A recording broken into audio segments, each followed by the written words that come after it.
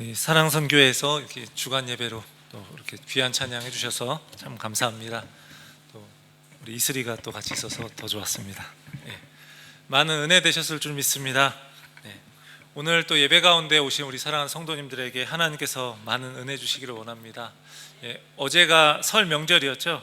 그래서 오늘 또 우리 한복도 입고 온 어린이들도 있고 한데 한국에 계신 분들이 연락도 주시고 또 가족분들에게 또 연락도 드리고 했었습니다. 근데 카카오톡으로 이렇게 많이들 이제 문자를 보내시는 분들이 계신데 보통 보면은 복에 대한 이모티콘이 많고요. 뭐 복 많이 받으라 이런 이야기들이 많았습니다. 우리 설이 되면은 새해 복 많이 받으세요라고 인사하지 않습니까? 여기가 한국은 아니지만 또 올 한 해에도 여러분에게도 복이 많이 있기를 원합니다. 근데 우리 성경에서 말하는 복이라는 이제 복이 이제 이야기가 많이 나오는데 성경에도 그 성경의 복을 이 세상에서 잘 먹고 잘 사는 것과 같이 생각하면요, 우리가 성경이 말하는 복을 잘못 이해할 수가 있습니다. 마치 많은 부를 얻는 것, 이것이 하나님이 주시는 복이다라고 이제 똑같이 생각을 하게 될 수 있어요. 그러면 예수 그리스도를 통해서 주시는 그 자녀된 복, 이런 것과는 전혀 다른 이야기를 할 수 있게 되는 거죠. 오늘 본문에서도 하나님이 주시는 땅에서 이 복을 이야기합니다. 앞장인 신명기 10장의 말씀을 보면요, 마지막은 이런 내용으로 끝납니다. 애굽으로 향할 때 이스라엘의 조상이 불과 70명밖에 되지 않았는데 하나님의 백성의 수를 하나님이 하늘의 별과 같이 많게 하셨다, 이렇게 하면서 이야기가 끝나요. 그러니까 이것은요, 아브라함에게 하나님이 그 자손이 하늘의 별과 같이 바다의 모래와 같이 많게 하겠다, 이렇게 하신 약속이 이루어진 것을 보여줍니다. 하나님은 아브라함에게 자손에 대한 약속뿐만 아니라 땅에 대한 약속도 주셨는데 그 땅이 바로 가나안 땅입니다. 이것은 하나님이 자신의 백성과 그 약속을 아주 신실하게 지키시는 그 신실한 분이라는 것을 말해주고 있는 거예요. 그러면 자신의 백성과 약속을 항상 지키시는 하나님, 그분이 우리 하나님이고 우리의 아버지가 되십니다. 그러면 우리는 하나님과 우리와의 관계를 바르게 하기 위해서 필요한 게 무엇일까요? 우리 역시 하나님 앞에서 신실하게 행하는 것입니다. 그러니까 하나님은 걱정할 필요가 없는데 이제 누구만 잘하면 될까요? 나만 잘하면 되는 겁니다. 우리 옆에 분들 보시고 이렇게 이야기해 보겠습니다. 나만 잘하면 돼. 우리만 잘하면 됩니다. 그렇습니다. 우리만 잘하면 돼. 하나님은 잘하고 계셔요. 이렇게 10장이 끝나고 이제 11장으로 넘어와서 모세가 이스라엘 백성들에게 하나님이 어떤 일을 행하셨는지를 이야기합니다. 그리고 약속의 땅에 들어가서 어떻게 살아야 하는지를 이야기해요. 그리고 그들이 그 땅에서 살아가기 위해서는 오직 하나님만 사랑하고 하나님만 의지하면서 살아라, 이렇게 이야기합니다. 그리고 그들은 그럴 때 복을 누리며 살아가게 될 것이다 라는 이야기를 합니다. 우리 오늘 본문을 통해서요, 이스라엘에게 행하신 하나님의 일, 그리고 이스라엘 백성들이 하나님에 대해 가져야 할 삶의 모습, 이걸 우리가 함께 살펴보기 원합니다. 그리고 그것을 통해서 성도인 우리가 어떻게 하나님의 자녀로 살아가고 그리고 그것을 깨닫고 또 그러한 삶을 살아갈 수 있기를 주의 이름으로 축원합니다. 우리가 삶에서 하나님의 복을 누리며 살아가려면 우리는 어떻게 해야 할까요? 먼저 하나님을 사랑하고 그 은혜를 기억해야 한다라고 이야기합니다. 가나안 땅에서 어떻게 살아야 할지를 이야기하는데 모세가 먼저 하나님을 사랑하라, 이렇게 이야기해요. 그리고 그게 무엇으로 나타나는가 하면 그것은 하나님의 책무, 법도, 규례, 명령을 지키는 것으로 나타난다라고 하고 있어요. 책무, 법도, 규례, 명령, 이 모든 것은요, 하나님의 뜻, 하나님의 말씀을 가리키는 이 표현들을 다 모아놓은 거예요. 그러니까 하나님이 하신 말씀을 다 지켜야 하는 것이다 라는 이야기를 하는데, 어떻게 지켜야 한다고요? 하나님을 사랑함으로 그것을 지키는 거예요. 억지로 지키는 게 아닙니다. 사랑의 관계 안에서 기쁨으로 지키는 거예요. 이 말은요, 하나님과의 관계를 기계적인 것이나 수학 공식처럼 만들지 말라는 거예요. 자판기에 순종이라는 동전을 집어넣으면 복이라는 선물이 나오는 것처럼 그렇게 생각하지 말라는 겁니다. 그분과의 사랑의 관계 속에서 하나님이 너희를 사랑하셨기 때문에 너희도 하나님을 사랑해서 그분의 말씀을 지키라 라고 이야기하는 거예요.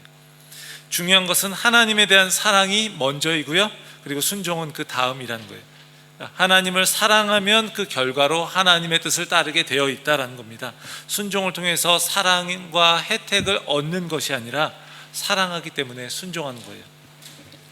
우리 어렸을 때 공부를 열심히 하는 그런 학생들도 간혹가다 있어요. 그런데 그렇지 않은 경우가 많습니다. 부모님은 공부를 시키려고 하고요, 자녀들은 어떻게든 공부를 안 하려고 합니다. 그래서 그로 인해서 관계에 어려움이 생기게 되죠. 저 역시도 그랬던 것 같습니다. 그래서 아버지께서 저희 자녀들에게 그런 말씀을 하셨어요. 엄마를 불쌍하게 생각해. 그러면 공부를 열심히 하게 될 거야. 우리 부모님들은 참 좋아하실 것 같은 이야기인데, 근데 저희 아버지가 이제 태어나고 얼마 안 돼서 할아버지가 건강이 안 좋으셔서 금방 돌아가셨어요. 그러니까 아버지 얼굴을 못 보고 자랐어요. 그래서 가정이 어려웠고, 할머니께서 고모랑 아버지에서 3남매를 키우면서 고생하시는 모습을 보면서 공부를 열심히 해야겠다, 이런 결심하셨어요. 그러니까 이제 경험에서 우러나온 이야기입니다. 그래서 저희에게도 자녀들을 돌보기 위해 고생하는 어머니를 불쌍히 여기면, 다른 표현으로 말하면요, 어머니를 사랑하면 저절로 공부 열심히 하게 될 거야, 공부할 마음이 생기게 될 거야 라는 이야기를 하신 거죠. 모세 역시 하나님을 사랑하는 마음으로 그분의 말씀을 지킬 걸 얘기하면서 그들이 과거에 경험했던 하나님의 그 놀라운 구원의 역사, 그것을 회상하도록 이야기합니다. 2절을 세 번역으로 함께 보도록 하겠습니다. 한번 읽어보겠습니다. 주 하나님의 위엄과 강한 손과 편팔로 기억해야 할 사람은 당신들의 자녀가 아니라 바로 당신들입니다. 당신들의 자녀들은 주 당신들의 하나님이 하신 일과 내리신 명령을 보지도 못하고 듣지도 못하였습니다. 하나님이 행하신 구원을 기억해야 할 사람은 그들의 자녀들이 아니고요, 바로 그들입니다. 강조점은요, 기억하라는 거예요. 그래야 하나님께서 하신 일을 보지도 못하고 듣지도 못했던 그 자녀들에게 그 믿음을 전수해 줄 수 있기 때문에 그렇습니다. 내가 오늘 하나님의 말씀을 통해 그분이 하신 일을 기억하고 그분의 뜻대로 살아가고 있어야 그것을 자녀들에게 전해 줄 수 있는 거예요. 그들이 기억해야 할 내용이 무엇입니까?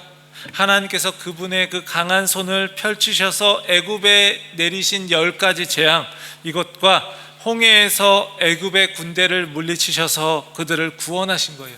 그뿐만 아니라 그들이 광야를 거쳐서 요단 동편에 이르기까지 인도하신 것이에요. 이걸 기억하라는 거죠. 이스라엘 백성들은요, 이처럼 놀라운 하나님의 그 기적을 체험했지만 또한 하나님께 반역하기도 했습니다. 본문에서는요, 다단과 아비람이 모세를 거역한 일이 나옵니다. 민수기 16장에 이 이야기가 나오는데, 고라가 다단과 아비람과 함께 모세를 거역하다가 그들과 그들을 따르는 그런 모든 사람들이 하나님의 심판으로 몰살을 당하는 일이 생겼습니다. 그들은요, 하나님의 놀라운 구원의 은혜뿐만 아니라 이 사건 역시 기억해야 했어요. 그래서 약속의 땅에 들어가서는 이런 잘못을 저지르지 말아야 하고 자녀들에게도 그것을 깨달을 수 있도록 알려주어야 하는 것입니다. 기억하고 되새기는 것이 중요한 것입니다. 가나안 땅에서 그들이 어떻게 살지는 그들이 무엇을 기억하는지, 그들이 얼마나 그것을 기억하는지에 따라 달려 있습니다. 하나님의 그 놀라운 구원의 은혜를 기억하고 또 하나님을 멀리함으로 인해서 어려움 겪었던 일들을 그렇게 뼈저리게 기억할 때 그들은 그 땅에서 하나님을 사랑하며 하나님께 순종하며 살아갈 수 있게 되는 거예요. 성도의 삶의 특징이 무엇입니까? 과거에 하나님이 행하신 놀라운 은혜를 기억하는 삶입니다. 우리가 복음을 들었고요, 우리가 예수 그리스도를 인격적으로 만났다면 그분이 나에게 베푸신 그 사랑을 기억해야 하는 것입니다. 그 기억을 따라서 지금 현재의 삶 속에서 예수 그리스도를 따르는 삶을 우리는 선택해야 하는 것입니다. 성도의 삶의 또 다른 모습이 무엇인가요?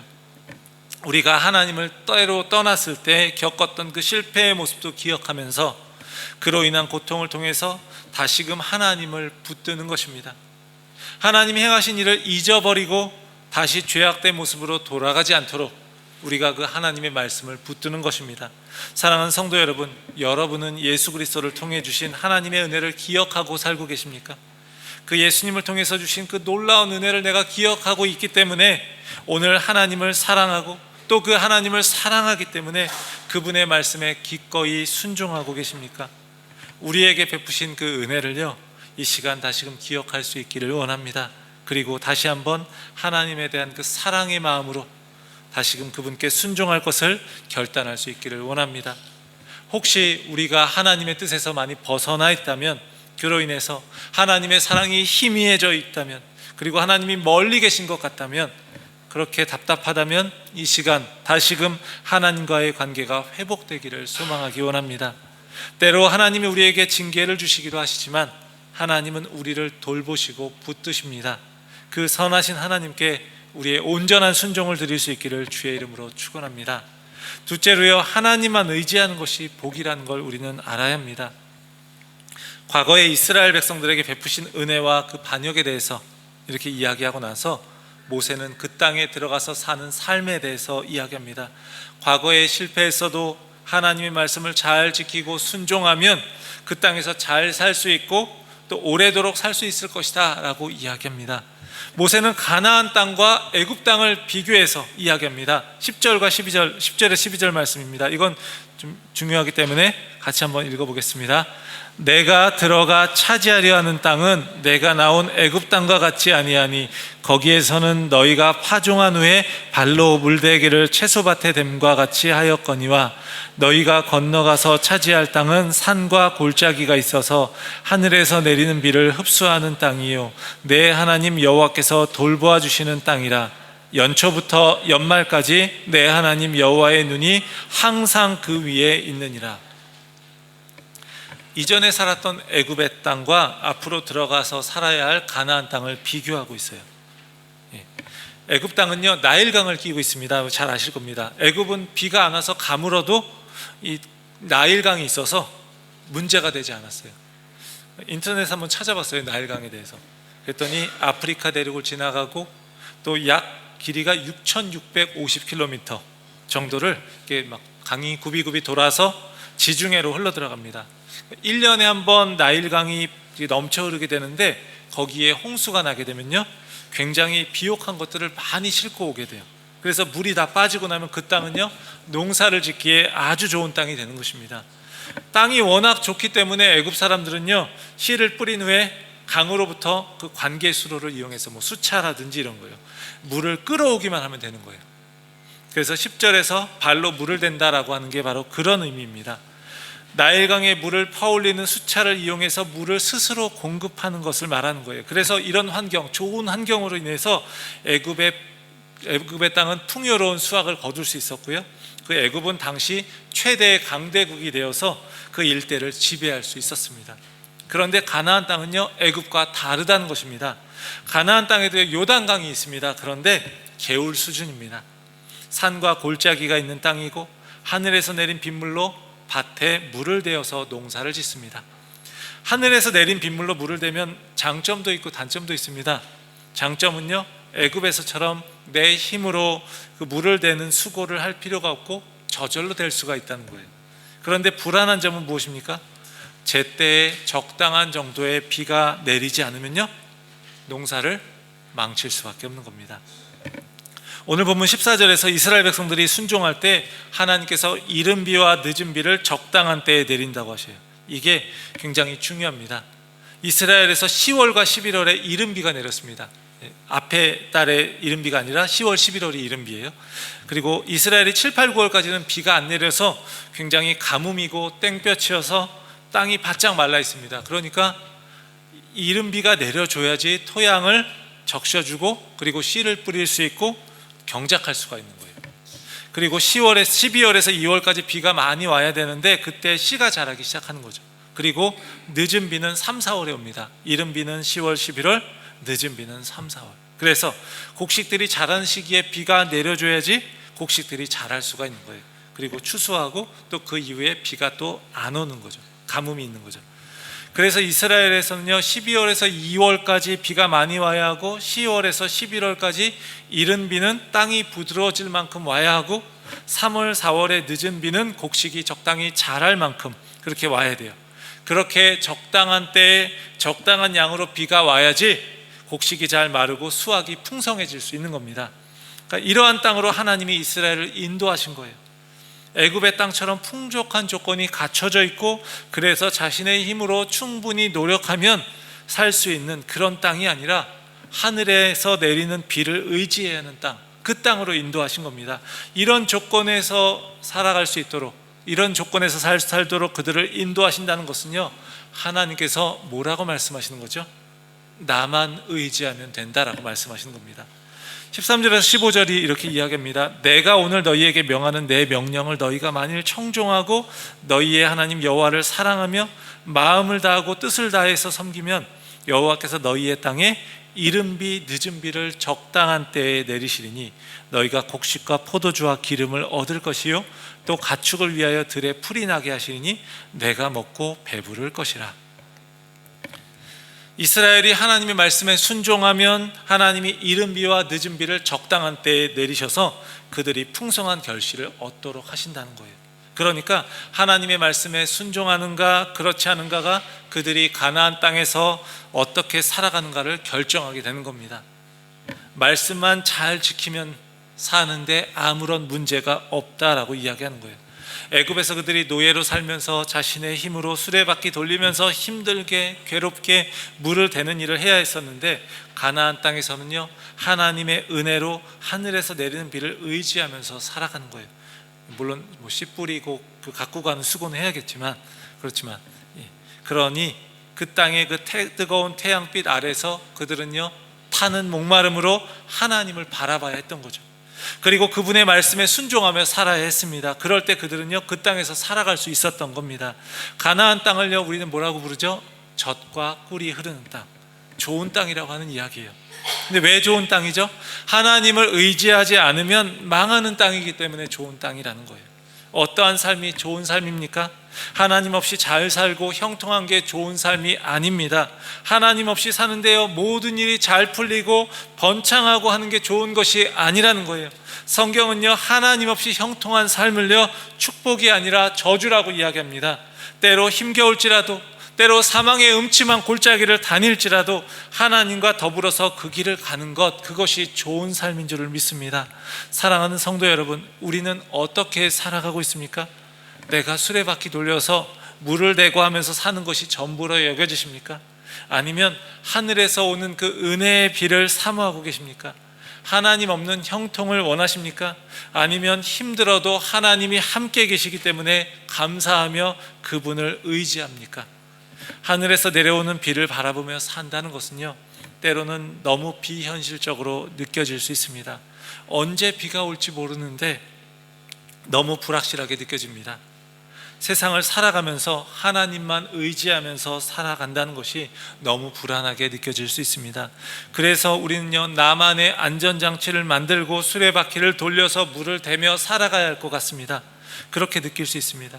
하지만 우리가 하나님만 의지하며 그 말씀에 순종할 때 하나님의 눈은 항상 우리 위에 있을 줄 믿습니다.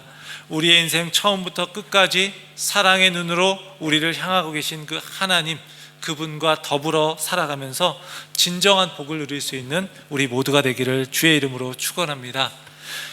마지막으로요 하나님의 경고에 우리는 또 귀 기울여야 합니다. 모세가 경고합니다. 16절 17절입니다. 너희는 스스로 삼가라. 두렵건대 마음에 미혹하여 돌이켜 다른 신들을 섬기며 그것에게 절함으로 여호와께서 너희에게 진노하사 하늘을 닫아 비를 내리지 아니하여 땅이 소산을 내지 않게 하심으로 너희가 여호와께 주신 아름다운 땅에서 속히 멸망할까 하노라. 혹시라도 그들의 마음이 다른 신을 섬기게 되면 하나님이 심판하셔서 비를 내리지 않겠다라고 말씀하시는 거예요. 그래서 망하게 될 수 있다는 거죠. 그렇게 경고하는 겁니다. 오늘 본문에 나오진 않지만 이스라엘 백성들이 나중에 들어가서 어떻게 되죠? 실제로 가나안 땅에 가서요 풍요의 신이라고 불리는 바알을 섬깁니다. 왜 그렇습니까? 그곳에서 농사 짓는 사람들이 다 바알을 섬기기 때문입니다. 비가 와야 농사를 짓는데 비가 와야 농사가 잘 되는데 그곳의 사람들이 바알을 비를 내리는 신으로 여기면서 숭배했어요. 비가 올 때까지 바알을 섬기는 그 축제를 열고 그러면서 그 어느 때가 될 때까지 계속 이제 그 일을 하는 거예요. 그러면 어느 때가 되면 비가 내리잖아요. 그럼 마치 바알이 비를 내린 것처럼 우리가 제사 지내서 바알이 비를 내린 것처럼 여기는 거예요. 그러니까 비를 내리는 것에 있어서는 하나님보다 바알이 더 낫다 이렇게 여기는 거죠. 결국 이스라엘 백성들은 이 말씀 그대로 바알을 섬김으로 인해 망하게 되었고 결국 약속의 땅에서 다른 땅으로 끌려가게 되었어요. 구약에서 이스라엘 백성들이 경험하는 그 구원의 은혜는요, 하나님이 주신 땅에서 사는 것으로 많이 표현됩니다. 그런데 그들이 불순종하고 우상을 섬기니까 그에 대한 벌로 땅을 잃게 되는 거죠. 이스라엘 백성들이 그 땅 사람들과 같이 비를 위해 바알을 숭배하는 것처럼 우리도 이 세상을 살아가면서 똑같이 그렇게 할 수 있습니다. 하나님의 뜻이 무엇인지 생각하기보다 이 세상에서 신이라고 여겨지는 그 돈이 중요하다고 하니까 돈을 쫓아서 우리는 살아갈 수 있습니다. 잘못된 방법이라 할지라도 쉬운 방법으로 돈 버는 사람들을 보면서요, 우리도 그런 방법을 의지할 수 있다는 거예요. 성도인 우리는 이 땅을 살아가면서 이 땅의 가치로 살아가는 사람들이 아닙니다. 우리는 하늘의 가치로 살아가는 사람들입니다. 오늘 본문의 표현대로 하면요, 수레바퀴 돌리면서 살아가는 그런 사람들이 아니라 하늘에서 내리는 비를 바라보며 살아가는 사람들이라는 거예요. 우리도 살다 보면 때론 세상의 가치를 따라 살기도 하고 그런 마음이 들 때도 있습니다. 그럴 때 하나님은 우리에게 경고하시고요, 때로 징계하시기도 할 겁니다. 그럴 때 우린 기억하시기 바랍니다. 그럴 때 하나님이 우리를 징계하시는 그것이 사랑이라는 것을 말입니다. 하나님이 우리를 때로 징계하시는 것은요, 우리를 사랑하시기 때문이에요. 뭐든지 잘했다 하는 게 사랑이 아닙니다. 히브리서 12장 6절은 이렇게 말합니다.